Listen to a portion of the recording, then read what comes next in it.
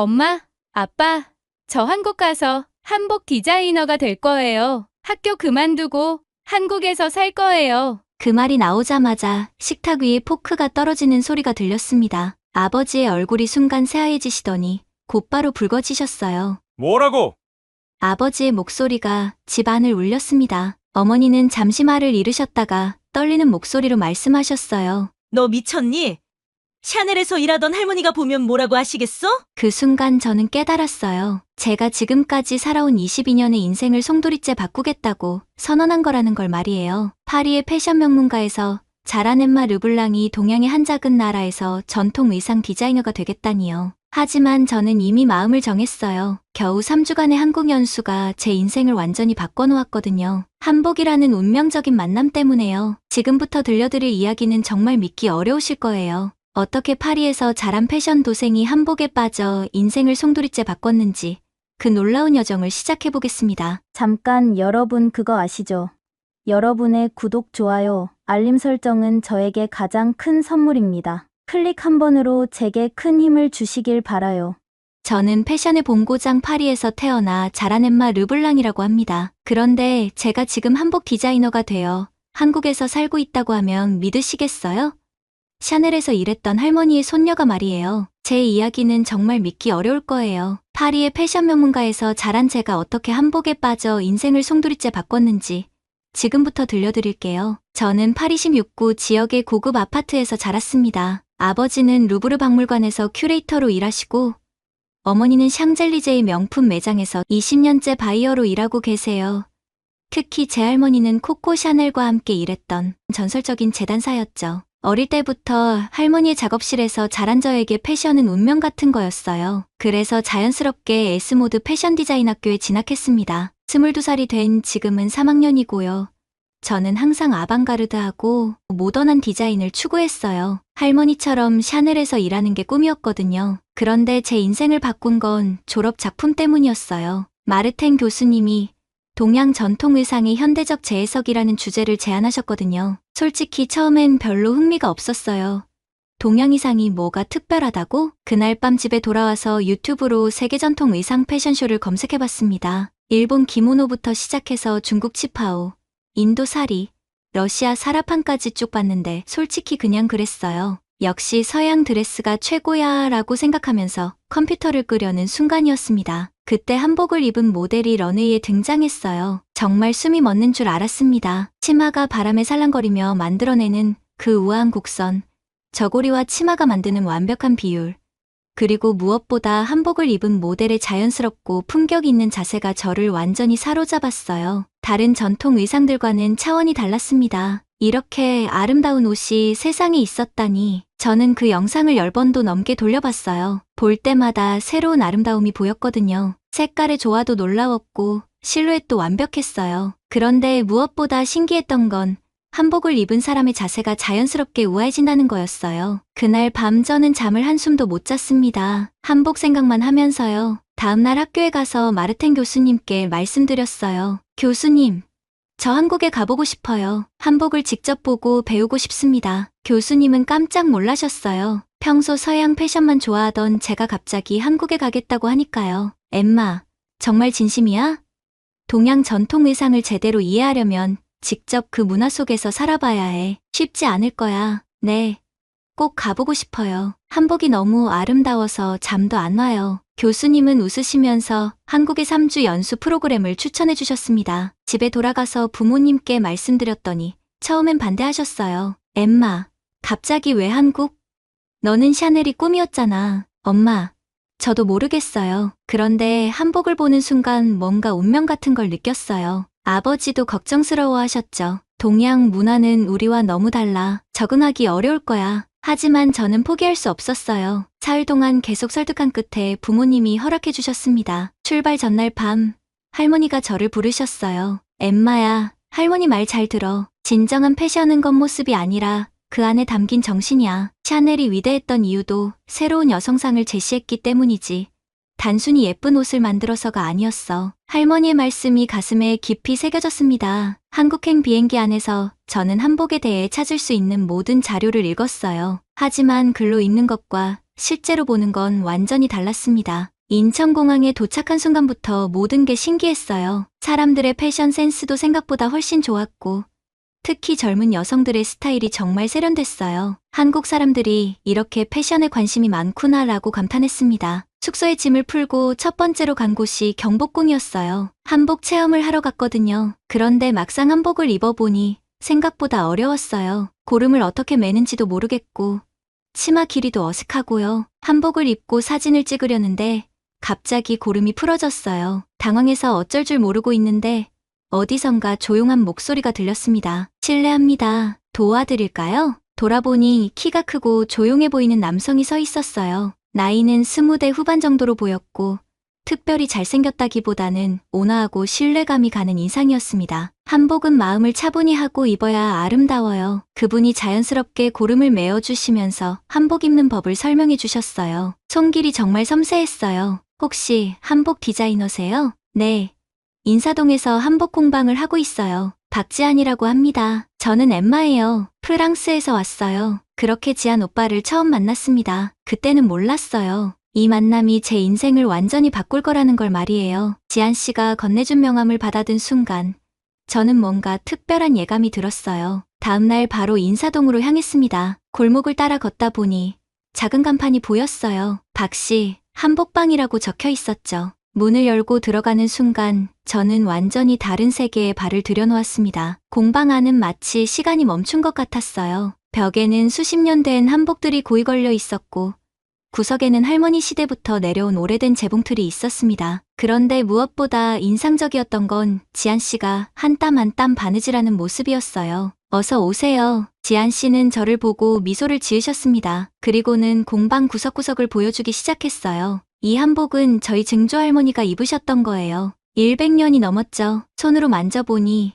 비단 촉감이 정말 부드러웠어요. 색깔도 세월이 흘렀는데도 여전히 고왔습니다. 어떻게 이렇게 오래 보관할 수 있었어요? 한복은 단순한 옷이 아니에요. 우리 조상들의 혼이 담긴 거죠. 그래서 함부로 다룰 수 없어요. 지한 씨의 설명을 들으면서 저는 한복이 단순히 아름다운 옷이 아니라는 걸 깨달았습니다. 각 색깔마다 의미가 있고 계절과 상황에 따라 입는 방법도 달랐어요. 서양 드레스는 몸의 곡선을 드러내는 게 목적이지만 한복은 자연스러운 실루엣으로 품격을 표현해요. 옷이 사람을 입는 게 아니라 사람이 옷을 입는 거죠. 이 말을 듣는 순간 소름이 돋았어요. 할머니가 하셨던 말씀과 똑같았거든요. 그날부터 저는 매일 공방에 찾아갔습니다. 지한 씨는 한복 스케치하는 법부터 차근차근 가르쳐 주셨어요. 처음에는 치마의 곡선을 그리는 것조차 어려웠어요. 너무 각져요.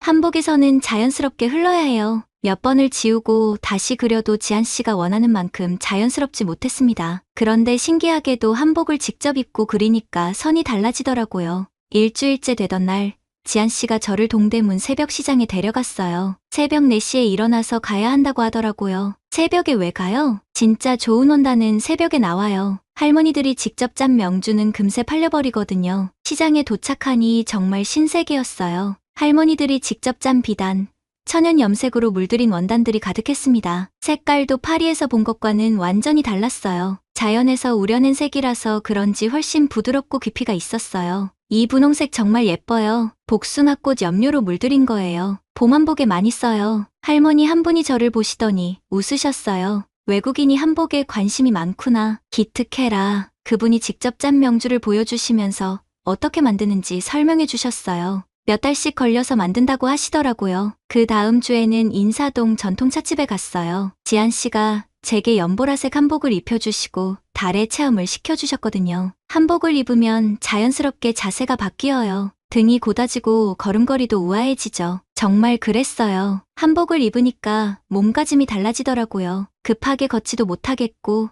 자연스럽게 천천히 움직이게 됐어요. 찻집 사장님이 말씀하시더라고요. 한복과 차 문화는 둘 다 마음을 차분하게 만드는 우리 조상들의 지혜야. 다른 손님들이 제가 한복 입은 모습을 보고 감탄하시더라고요. 사진도 찍어달라고 하시고요. 그때 처음으로 한복의 매력을 다른 사람들과 공유한다는 기분을 느꼈어요. 가장 힘들었던 건 종로 전통공방에서 자수를 배울 때였어요. 70대 할머니가 가르쳐 주셨는데 정말 엄격하셨어요. 자수는 마음을 담는 일이야. 조급하면 안 돼. 작은 매화꽃 하나를 놓는데 3시간이 걸렸어요. 손가락이 아파서 바늘을 잡기도 어려웠는데 할머니는 계속 다시 해봐라고 하시더라고요. 프랑스 자수는 어떻게 해요? 프랑스 자수는 화려하고 입체적이에요. 그런데 한국 자수는 평면적이면서도 깊이가 있어요. 정말 다른 세계였어요. 같은 자수라도 철학이 완전히 달랐습니다. 어느 날 밤에는 경복궁 야간 개장에 갔어요. 전통 혼례 시연을 본다고 하더라고요. 화려한 왕실 혼례복을 입은 신랑 신부가 나타나는 순간 숨이 멎었어요. 신부의 원삼은 정말 환상적이었고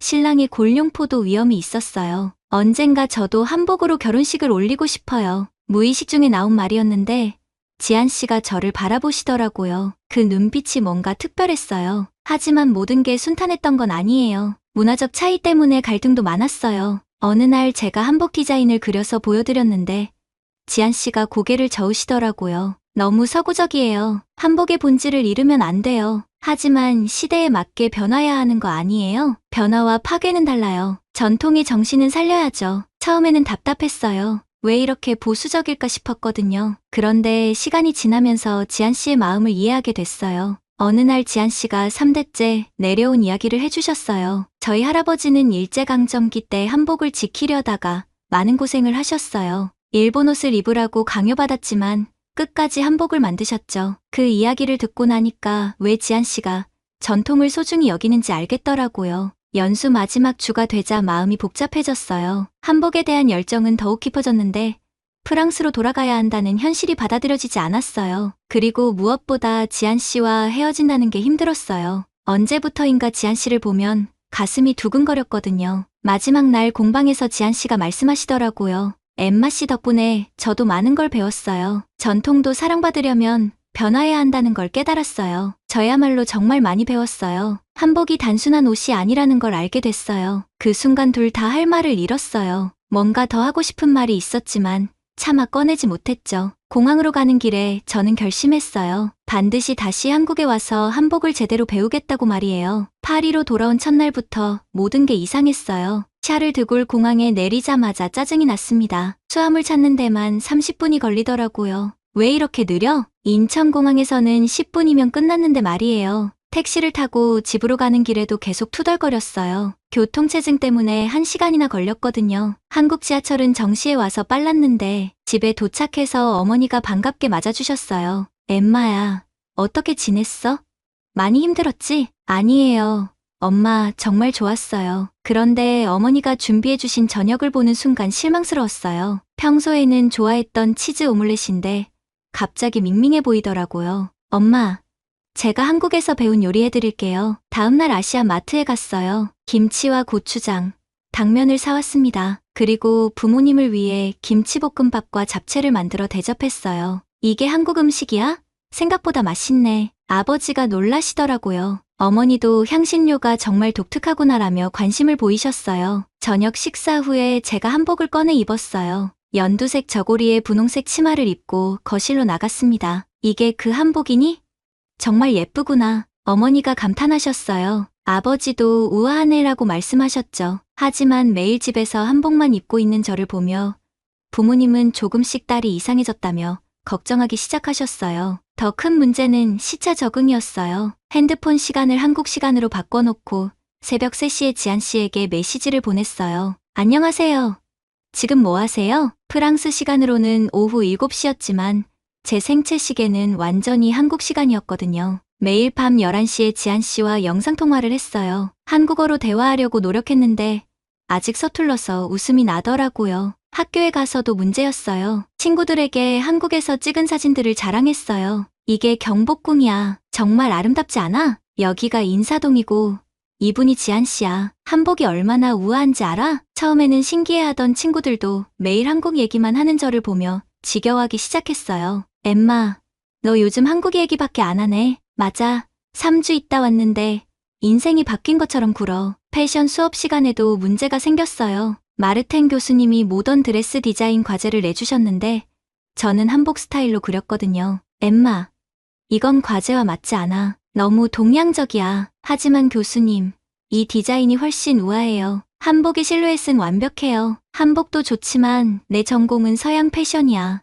본분을 잊으면 안 돼. 그날부터 교수님과 자주 마찰이 생겼어요. 제가 제출하는 모든 과제가 한국적이었거든요. 카페에서도 문제였어요. 커피 주문이 5분 걸리자 짜증이 났어요. 한국은 30초면 나오는데 직원이 이상하게 쳐다보더라고요. 지하철도 마찬가지였어요. 3분 늦게 오자 불평했어요. 한국 지하철은 정시에 와. 주변 사람들이 저를 이상하게 봤어요. 집에서도 변화가 심했어요. 어머니가 만들어주시는 프랑스 요리보다 한국 음식이 그리웠어요. 매일 저녁에 김치찌개나 비빔밥을 해먹었습니다. 엠마야, 김치 냄새가 너무 강해. 창문 좀 열어라. 아버지가 불평하셨어요. 하지만 저는 아랑곳하지 않았어요. 가장 심각했던 건 한국 드라마에 빠진 거였어요. 매일 밤 넷플릭스에서 한국 드라마를 봤습니다. 궁중 드라마를 보면서 한복의 아름다움에 또 한 번 감탄했어요. 저 원삼 정말 예뻐요. 혼자 중얼거리면서 드라마를 봤어요. 부모님이 걱정스럽게 쳐다보시더라고요. 한국어 공부도 시작했어요. 온라인 강의를 들으면서 발음 연습을 했습니다. 안녕하세요. 저는 엠마입니다. 한복이 정말 아름다워요. 거울 앞에서 혼자 한국어로 대화하는 연습을 했어요. 이 모든 변화를 지켜보던 어머니가 아버지와 심각한 대화를 나누셨어요.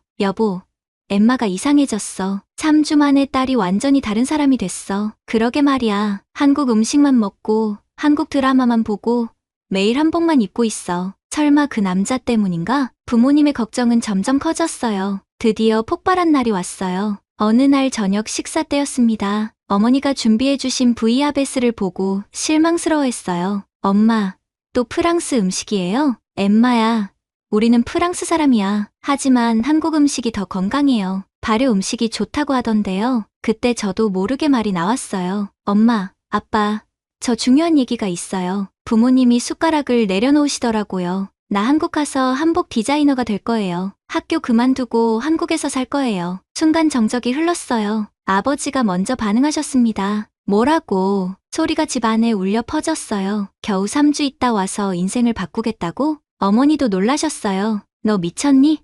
샤넘에서 일하던 할머니가 보면 뭐라고 하시겠어? 하지만 저는 단호했어요. 이미 마음을 정했거든요. 할머니도 자신의 꿈을 따라 샤넬에서 일하셨잖아요?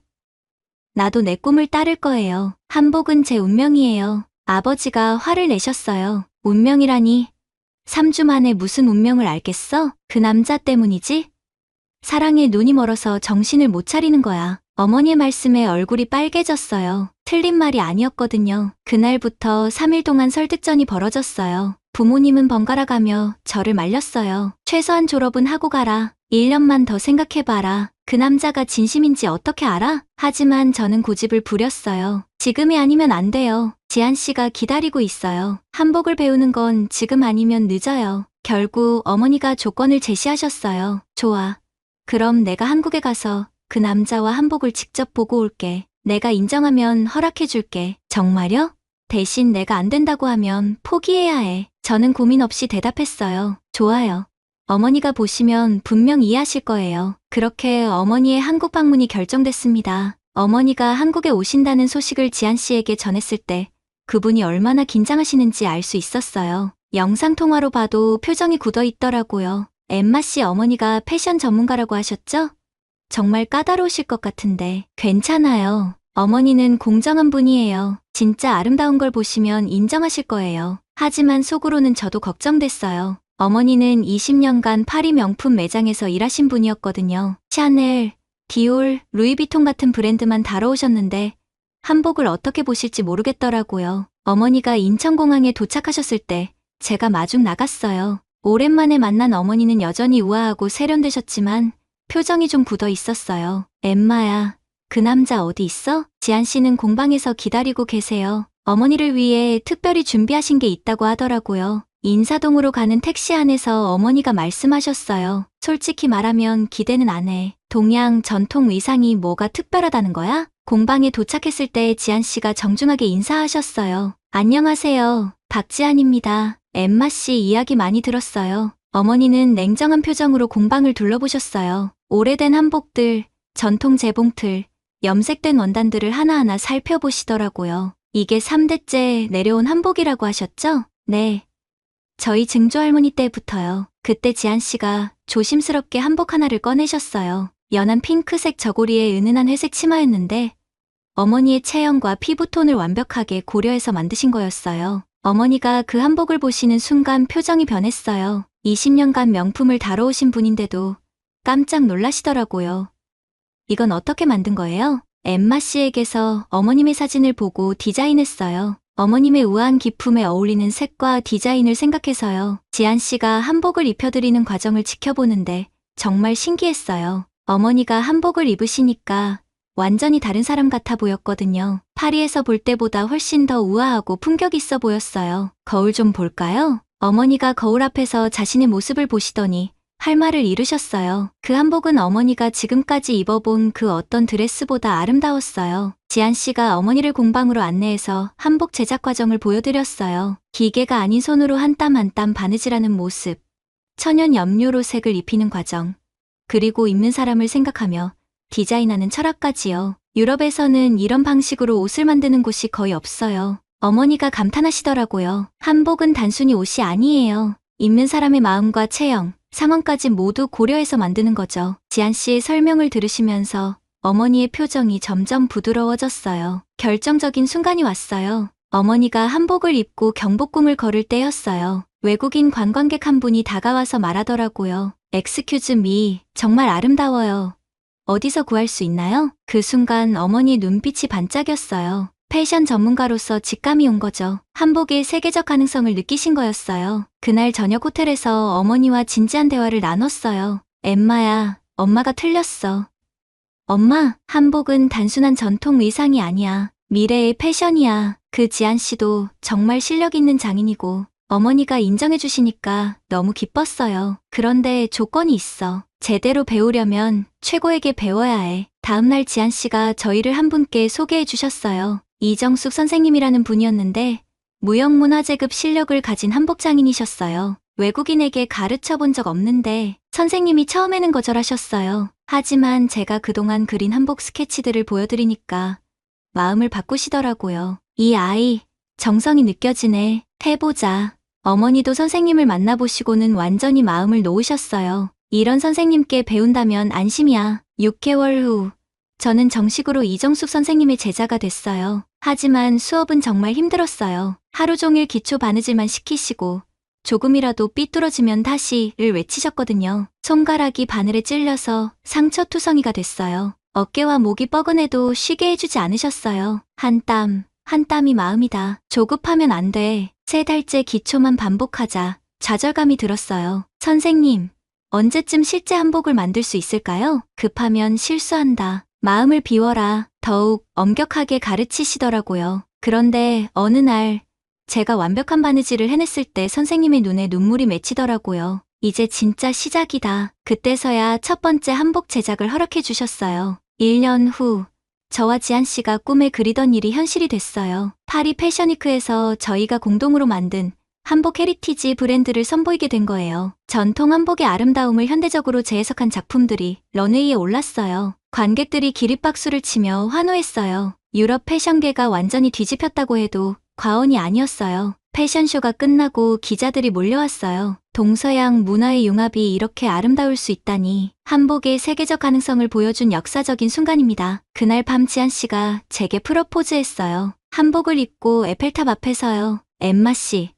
저와 함께 한복으로 결혼식을 올려주실래요? 눈물이 쏟아졌어요. 제가 꿈꾸던 모든 게 이뤄지는 순간이었거든요. 6개월 후 저는 정말로 한복으로 결혼식을 올렸어요. 경복궁에서 전통 혼례 의식을 치렀는데 화려한 원삼을 입은 저와 신랑 한복을 입은 지안 씨의 모습이 정말 아름다웠어요. 어머니도 한복을 입고 참석하셨어요. 프랑스에서 온 친척들도 모두 한복을 입었는데 정말 장관이었어요. 이제 이해해. 이건 단순한 옷이 아니라 예술이야. 어머니가 감동하시며 말씀하셨어요. 지금 저는 서울에서 지안 씨와 함께 살면서 한복 디자이너로 일하고 있어요. 저희 브랜드는 세계적으로 유명해졌고 많은 외국인들이 한복을 찾고 있어요. 가끔 한강을 걸으면서 생각해요. 유튜브에서 한복을 처음 본 그날을 말이에요. 그때는 몰랐어요. 그 영상 하나가 제 인생을 완전히 바꿀 거라는 거려. 한복을 통해 저는 진정한 아름다움을 알게 됐어요. 그리고 사랑도 찾았고요. 지금도 매일 한복을 입고 출근하는데